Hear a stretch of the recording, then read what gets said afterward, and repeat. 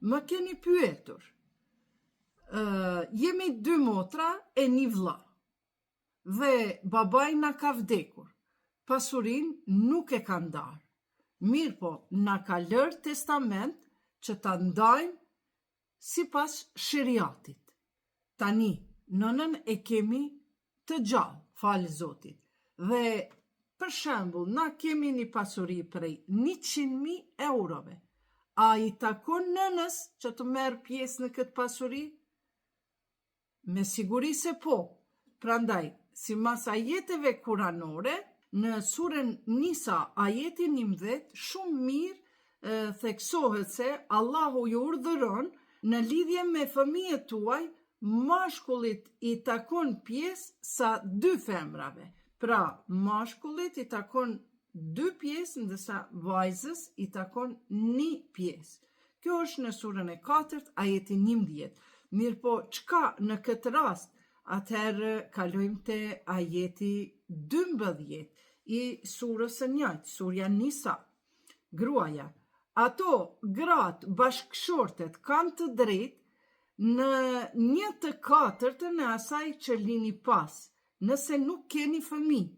Pra, nëse burri vdes dhe i ka 100.000 euro, por nuk ka fëmijë, atëherë gruaja e merr 1/4 e pasunisë, 25.000 euro, ndërkaq ato pasuria tjetër edhe 75.000 i takon motrave edhe vllazërve të atij të vdekuri. Pra, për shembull, janë martu 10 vjetë edhe kanë bë pasuni, mirë po, ka vdek i ri, po atë pasunin e ka trashëgu nga baba, atëherë grua së tij i takon 1/4, nëse nuk ka fëmijë. A nëse ka fëmijë, për shembull, ky rasti që kanë pyet, pra baba i ka vdek, nana ka mbet me 2 vajza e 1 djalë. Çka duhet të bëjmë? Atëherë thot, nëse ka fëmijë, atëherë ato kanë të drejtë në 1/8 e asaj që lini pas.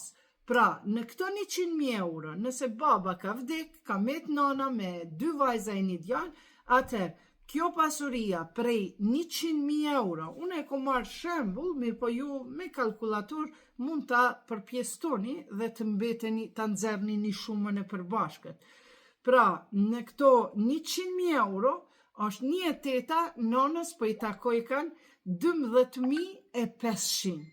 Ndërkaq pjesa tjetër 87.500 përpjestohet në 4 pjesë. Pse 4 pjesë? Janë 3 fëmijë, po veç djali i ka 2 pjesë e vajzat i kanë nga 1 pjesë. Pra, 87.500 përpjestohet në 4 pjesë, që do me thonë që 21 pjesë është 21.875 euro. E merr njëna motër, edhe motra tjetër, ndërkaq vllau, pra nuk i merr 21.750, po vllau i merr 43.750 euro. Besoj se kam qenë e qartë, por mund të meni edhe surën Nisa, ajeti 11 edhe 12, këtu pra e keni mas gjanimisht të shpjeguar, po besoj që ka ma shumë nevojë të kalkuloni. Pos mund të kalkuloni pasurinë e juaj. Nuk është për shembull, ti e ke një shtëpi e cila kushton 300.000 euro. Ti nuk je pa tjetër motrës me ja dhon një dhomë 4x4, se ajo s'u fluturon për me hyrë në atë shtëpi.